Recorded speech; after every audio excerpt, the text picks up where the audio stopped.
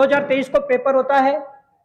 शाम को 11:11 पर यहां से जो एक कंटेनर है जिसमें कि ये जो उनकी OMR वगैरह होती है वो दिल्ली के लिए रवाना होती है, उसमें मैं बताना चाहूंगा कि 11:11 पर रवाना होती है। 17 फुट लंबा एक कंटेनर होता है।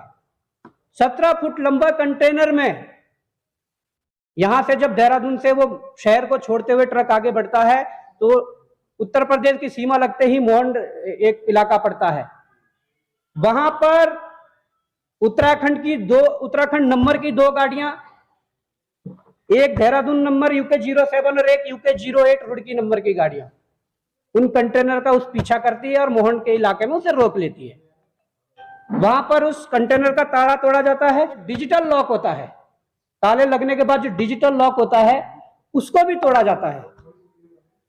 अब ये देखिए कि जो उस ताले को तोड़ने वाले थे वो या कहीं के भी हो, उत्तराखंड के हैं, बाहर के हैं, परंतु जो 2 गाड़ियां गई वो उत्तराखंड के UK07 और UK08 मतलब देहरादून और रुड़की नंबर की गाड़ियां थी।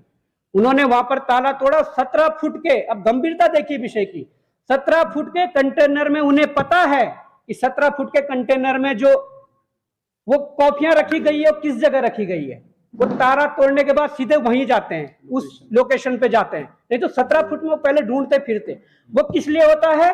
वो इसलिए होता है कि उन्हें पता होता है, क्योंकि अंदर के लोग जहां से OMR बाहर निकलती है वहां से उन्हें पता होता है कि कहां पे रखा है, कहां पे शिफ्टिंग की गई है, ये सारी चीजें उन्हें बता दी जाती है।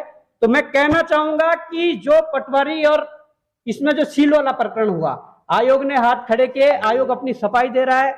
हमारा जो सरकार है वो बड़े बड़े होल्डिंग लगा रही है कि हमने नकल रोधी कानून लाने के बाद 3 परीक्षाएं सफलतापूर्वक पूरी कर दी है, जबकि हालात ये है कैसे डिजिटल लॉक तोड़ा गया, किस प्रकार से वो कॉपियां बाहर निकाली गई। और मैं चाहता हूं कि हमारे साथ जो कुलदीप भाई हैं, इनका ट्रांसपोर्ट का पूरा अपना बिजनेस है, ऑल इंडिया बेस पर, इनकी वो गाड़ी थी। मतलब आपके साथ यहां से गाड़ी जाने के बाद जो घटना हुई आप एक्सप्लेन करिए पूरे पत्रकार महोदयों के साथ कि कैसे क्या शुरू से लास्ट तक। मेरा नाम कुलदीप सिंह ढींगरा है।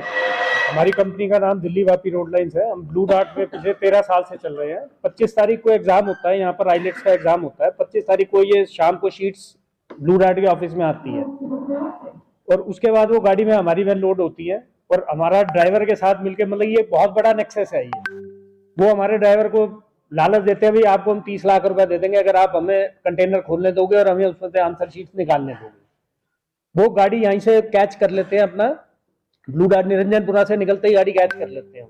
मोहंड जाके वो गाड़ी वहां पर मतलब खड़ी करते हैं। उसमें डिजिटल लॉक, ई लॉक लगा हुआ है, तो ई लॉक को वो हैक करते हैं और ई लॉक को खोलते हैं और उसमें से आंसर शीट्स वो निकाल लेते हैं। और ड्राइवर के साथ साथ 3 के 4 गाड़ियां उनकी साथ में थी और वो आंसर शीट्स वगैरह जो होती हैं वो अपने साथ गाड़ी के अंदर रख लेते हैं। अब उसमें आंसर शीट चेंज हुई है या उसमें लिखा गया है, वो जो लड़कियों की जिनकी भाई जिन्होंने सेटिंग करी हुई हम खाली शीट दे के आएंगे, उनकी शीट भरी गई है, तो वो लोग वहां तक सहारनपुर तक, अपना गाजियाबाद तक। लॉक खुलता कहां पर है? मोहंड में, और दोबारा रीलॉक होता है जाके गाजियाबाद जाके।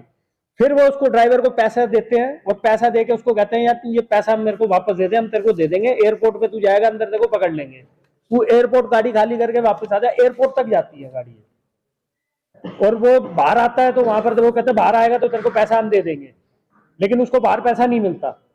हमें इस बात का पता चलता है 27 तारीख को, क्योंकि 25 तारीख को सैटरडे था, सैटरडे को एग्जाम कंडक्ट हुआ, संडे को छुट्टी होती है। मंडे को मेरे को कॉल आती है ब्लू डार्ट की कंपनी से कि भाई आपकी गाड़ी में ऐसे ऐसे ताला टूटा है और आपका ड्राइवर इन्वॉल्व है उसमें। तो 27 तारीख को मैं यहाँ पर आता हूँ, इधर अपना देहरादून हम आए। ड्राइवर ने मतलब ये अपनी गुनाह कबूल कर लिया, उसने कहा जी मैं मिला हुआ हूँ, मेरे से गलती होगी, मैं क्या कहते हैं उनको पकड़वा दूंगा बंदों को। इवन की वो थाने के अंदर था, जब भी उनके बंदों के फोन आ रहे थे, वॉइस कॉल उनको आ रही थी, जो बंदे जिन्होंने उसको लालच दिया था उनकी कॉल्स आ रही थी उसको, और उस बंदे ने मतलब कि कन्फेस करा कि मैंने ये काम करा और मैं पकड़वाऊंगा। हमने 100 नंबर पे कॉल करी, यहाँ अपना चौकी है बाजार, थाना अंतर्गत आता है इसके, अपना पटेल नगर के। तो हम वहां पर गए, रात को उन्होंने, पुलिस वालों ने पूरी रात रखा, पुलिस वालों के सामने उसने कन्विंस करा कि मैंने ये काम करा है। और मेरी बात भी हुई, मैंने उनसे आग्रह भी करा, मैंने कहा जी बहुत बड़ा नेक्सस है, आप इसको क्रैक कर सकते हो, 80% केस आपका सॉल्व है, ड्राइवर गुनाहगार ये बैठा जी मैंने गुनाह करा है। और वो, लेकिन उनका कहना यह था कि ये गुनाह जी वहां पर हुआ, आप बॉन्ड जाओ। मैं कहा जी बॉन्ड तो चले जाएंगे, चोरी किसकी हुई है? चोरी तो जो यहाँ बच्चों ने पेपर दिए उनका नुकसान है, मेरे घर में चोरी हुई है भाई, नुकसान किसका? उत्तराखंड के बच्चों का नुकसान था। लेकिन उन्होंने उसको, केस को रजिस्टर करने की बजाय उन्होंने हमें घुमाया। फिर उसके बाद हम गए यहाँ पर अपना मोहंड गए, मोहंड हमने वहां से चौकी इंचार्ज को लिया, फिर हम बिहारीगढ़ थाने गए, उन्होंने भी रिपोर्ट दर्ज नहीं करी वहां पर।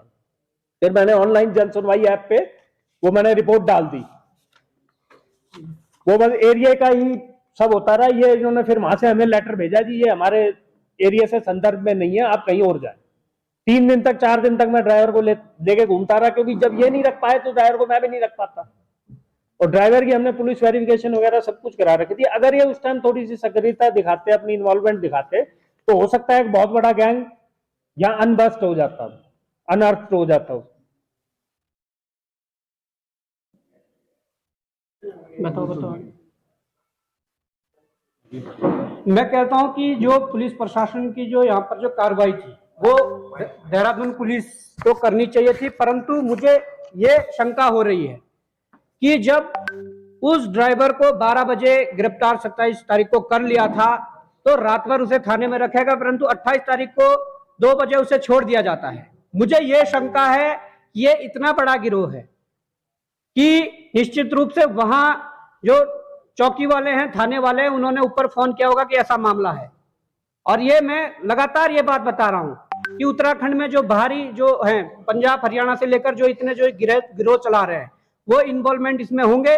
और उन्होंने मामले को रफा दफा करने के चक्कर में ड्राइवर को भी छोड़ दिया। और ये ट्रांजैक्शन है 5,000 रुपए की जो गाड़ियां गई थी, 5,000 उन लोगों ने नगद ड्राइवर को 5,000 लालच के लिए दे दिए थे। बाकी 30 लाख रुपए की डील हुई थी कि 30 लाख रुपए उसे देने हैं। कुछ उसको पैसे भी है ना बैग में उसको दिए गए, उसको दिखाया गया, उसको लालच दिया गया, भाई देखिए हमने तेरे को पैसा दे दिया, लेकिन आगे जाके गाजियाबाद जाके उसे पैसा वापस ले लिया। बाकी सुबह उसने कंटेनर ने 7 बजे के आसपास पहुंचना था, वो लेट इस चक्कर में हुआ। परंतु उस लेट के पीछे भी इन्होंने क्या कारण बनाया, इन्होंने अपने कंटेनर में एक गाड़ी को पीछे से टक्कर मार दी और उसकी वीडियो बनाई है जो आप दिखा सकते हैं। और उसमें नंबर भी दिखाया गया है गाड़ी का, किस गाड़ी ने टक्कर मारी। बहुत प्लान तरीके से था, लेकिन इन लोगों ने नजरअंदाज कर दिया यहाँ। मतलब ये एक दूसरे के ऊपर, वहां आप रिपोर्ट दर्ज कराओ, आप वहां दर्ज कराओ, लेकिन नुकसान तो यहाँ के बच्चों का था ना। अगर चोरी मेरे घर में हुई है तो मैं तो यही रिपोर्ट कराऊंगा।